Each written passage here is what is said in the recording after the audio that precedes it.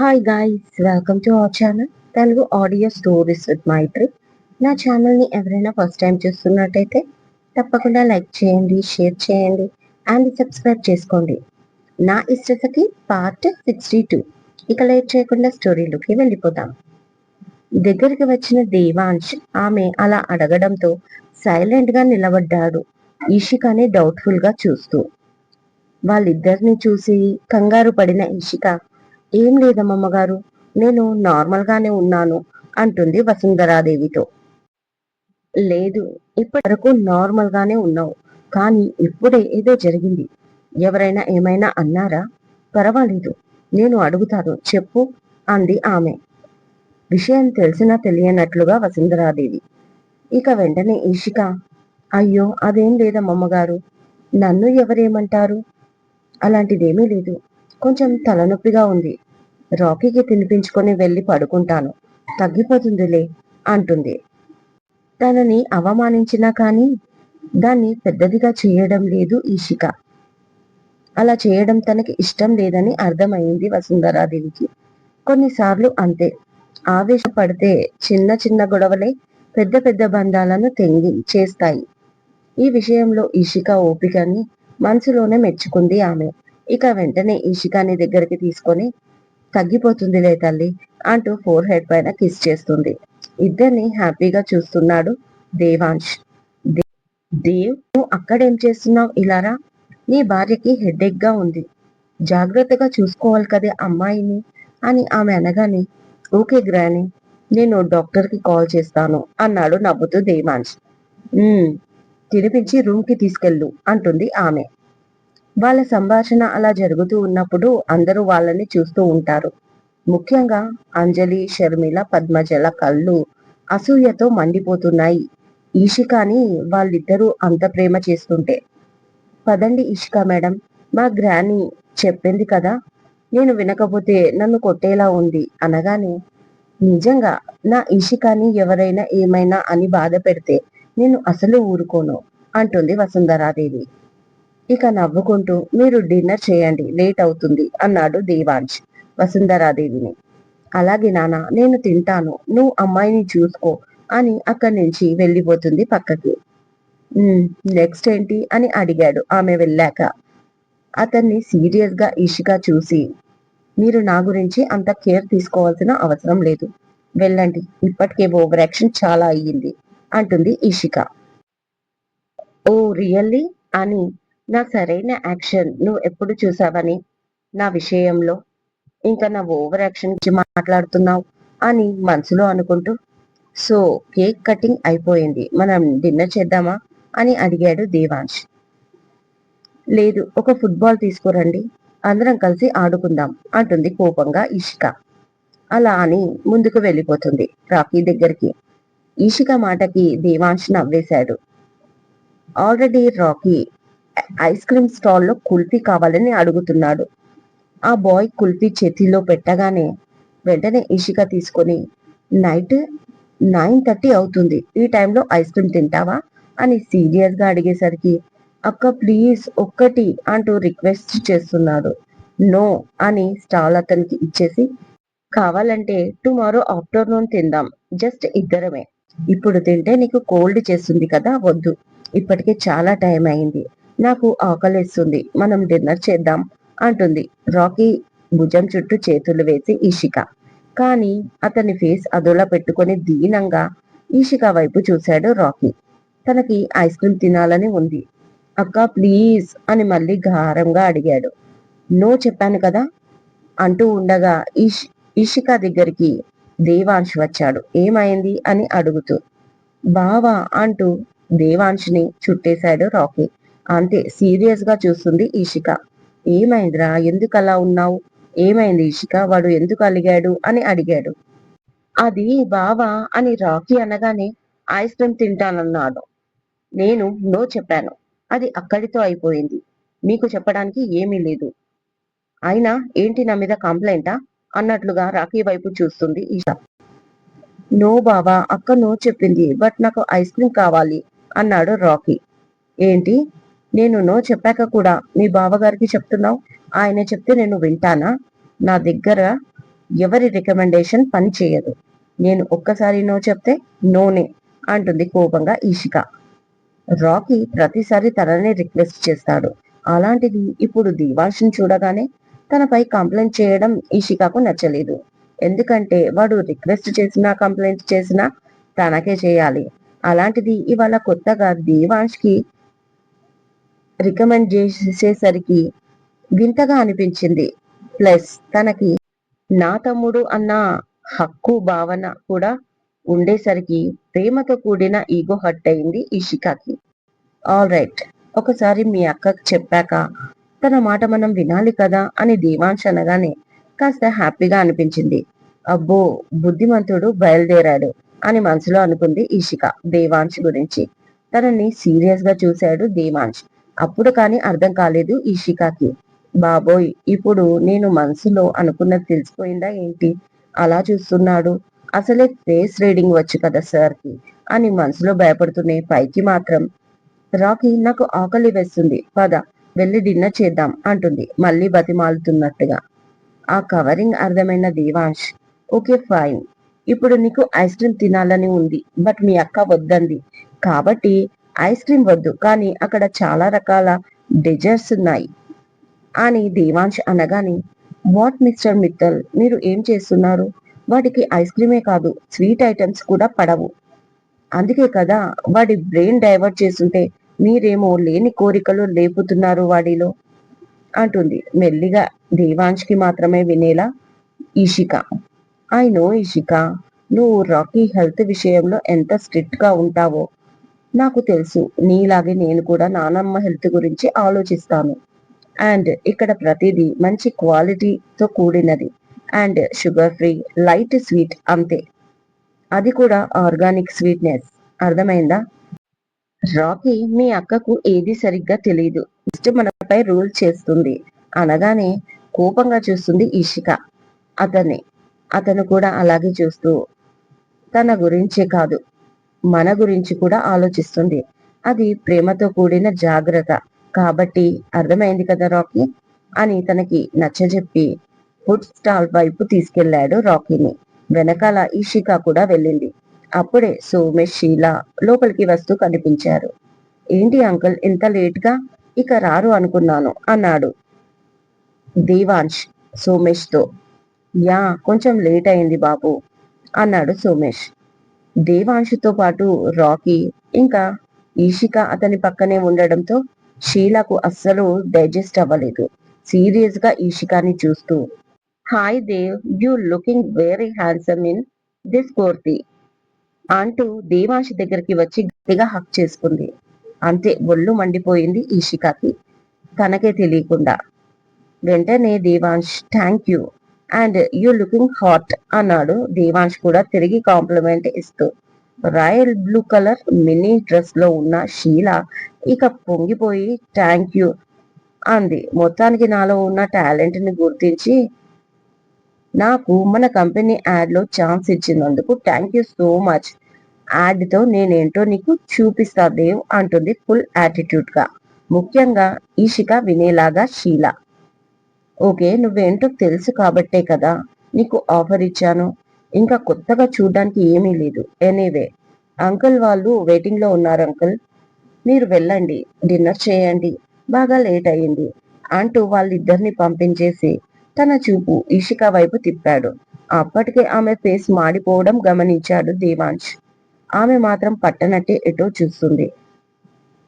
ఏంటి ఇంత లేటుగా వచ్చావు? నన్ను ఏకాకిని చేసేశారు అందరూ కలిసి.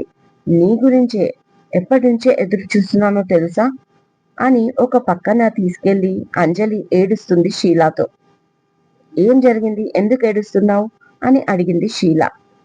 అప్పుడు తను వైభవ్తో మాట్లాడింది మొత్తం చెప్పింది అంజలి. వాట్, వైభవ్ నిన్ను రిజెక్ట్ చేశాడా? మీ పెళ్లి జరిగింది కదా, అయినా కూడా ఇలా మాట్లాడతాడా? ఆశ్చర్యపోయింది షీల.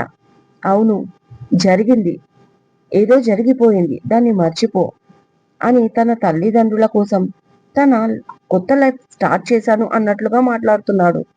నాకేం చేయాలో అర్థం కావట్లేదు షీలా. అతన్ని నా బలం అనుకున్నాను. అతని కోసమే కదా నా కెరీర్ ని కూడా వదిలేశాను. ఒకవేళ నేను అతనిలా ఆలోచించి ఉంటే దేవాంశుతోనే ఉండేదాన్ని కదా. ఇప్పుడు నాకు కెరీర్ లేదు, వైభవ్ లేడు, అట్లీస్ట్ మోడలింగ్ లో ఆఫర్లు ఇచ్చే దేవాంశ్ కూడా లేడు.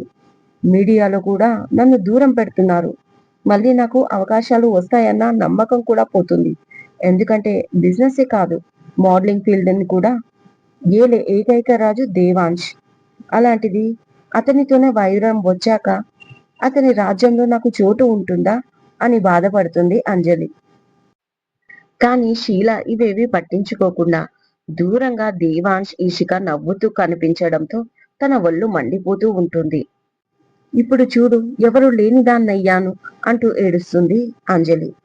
నీ అంత ఫూల్ని నేను ఇప్పటిదాకా చూడలేదు అంజలి. నీకు ఎవరూ లేరు అని ఎందుకు అనుకుంటున్నావు?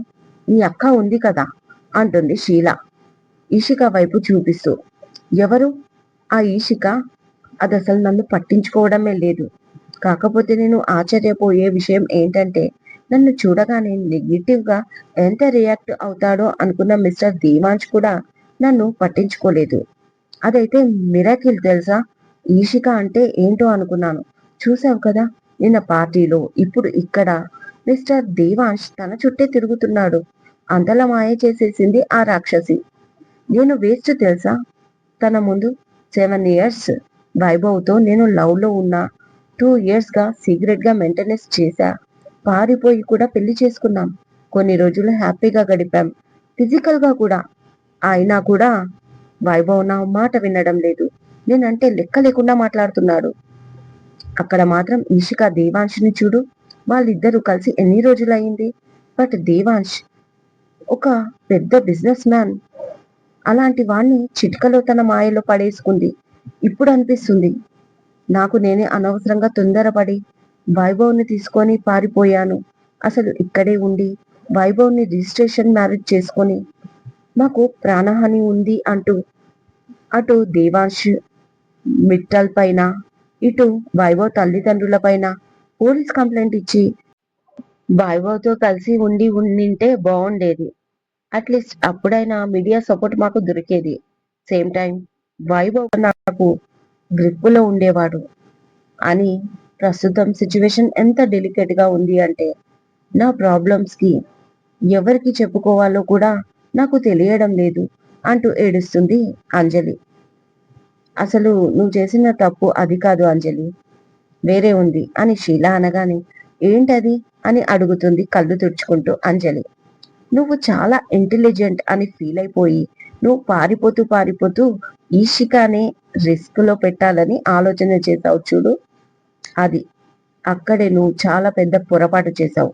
ఆ ఈషికాకి నువ్వున్న ప్లేస్ నుంచి కాల్ చేసి అది పొరపాటు చేయడం కాదు, పెద్ద నేరమే చేసేసావు.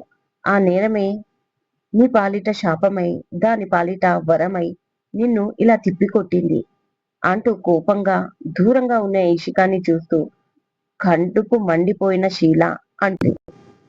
మరి ఇప్పుడు నేనేం చేయాలి? ఏడుపు ముఖంతో అడిగింది అంజలి దీనంగా. కాస్త ఆలోచించడానికి నాకు టైం ఇవ్వు. ఏది అనుకున్నా వెంటనే జరగదు. దానికి ఒక ప్లాన్ తో ముందుకు వెళ్ళాలి. నాకు దేవాంశ్ కావాలి, నీకు వైభవ్ కావాలి. ఇలా ఎవరి అవసరాలు వాళ్ళకున్నాయి.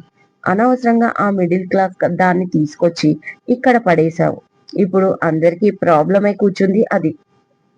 ఎలాగైనా దాన్ని సైడ్ చేస్తే మనం అనుకున్నది జరుగుతుంది అని మనసులో అనుకుంటూ కరిష్మా వైపు చూసి నేను ఇప్పుడే వస్తాను అంటూ అటు వెళ్ళింది షీల. కరిష్మా పక్కన వైభవ్ కూడా ఉండడంతో ఇక రాఖీకి తినిపించి చాలా లేట్ అయింది. ఇక వెళ్ళి పడుకో అంటే ఇంకాసేపు ఉంటాను అక్క బావ వాళ్ళతో అంటూ బతిమాలుతున్నాడు రాకీ ఈషికాని. కాజు సుశాంత్ బుజ్జి అది చూసి ఉండని, మేము రాకీని చూసుకుంటాం, మీరు రెస్ట్ తీసుకోండి అన్నారు ఈషికతో. దాంతో ఈషిక రూమ్ లోకి వచ్చి కామ్గా పడుకుంది. తనకి మనసుకి చాలా కష్టంగా ఉంది పద్మజ మాటలు విన్నప్పటి నుంచి. ఇక అప్పుడే దేవాంశ్ రూమ్ లోకి వచ్చి ఏంటి మేడం తినకుండా వచ్చేసారంట అన్నాడు. నాకు ఆకలిగా లేదు మిస్టర్ మిత్తల్, మీరు డిన్నర్ చేసి రండి, నా కోసం వెయిట్ చేయొద్దు అంటుంది ఈషిక బెడ్ పై నుంచి లేచి కూర్చుంటూ. ఆ మాటకి ఇష్ ఎందుకు ఆకలిగా లేదు నీకు అంటూ వచ్చి పక్కనే కూర్చున్నాడు దేవాంశ్.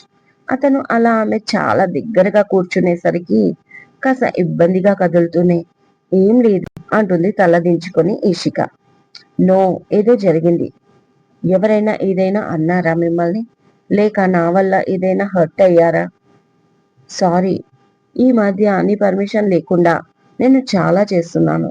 అందుకే కోపం వచ్చిందా అని లాలనగా దేవాంశ్ అడగగానే స్ట్రేంజ్ గా అతన్నే చూస్తుంది ఈషిక.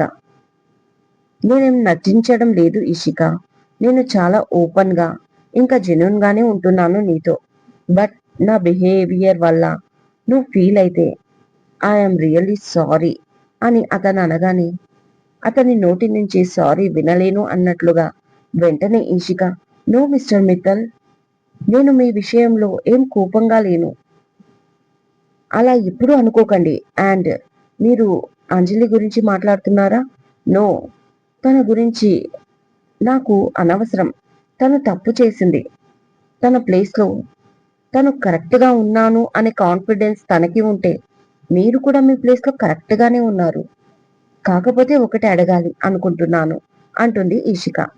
ఏంటో చెప్పండి అన్నాడు దేవాంశ్ తన వైపు చూస్తూ. ఎలాగో మీరు అనుకున్నట్లుగా అంజలి తిరిగి వచ్చింది. తను చేసిన తప్పు తను తెలుసుకోవడం ఎంతోసేపు కాదు ఇక.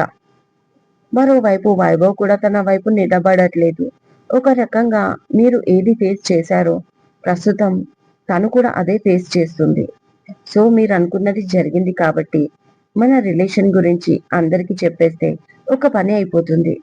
మళ్ళీ నేను ఎప్పట్లా నా లైఫ్ లో నేను సెటిల్ అయిపోతాను.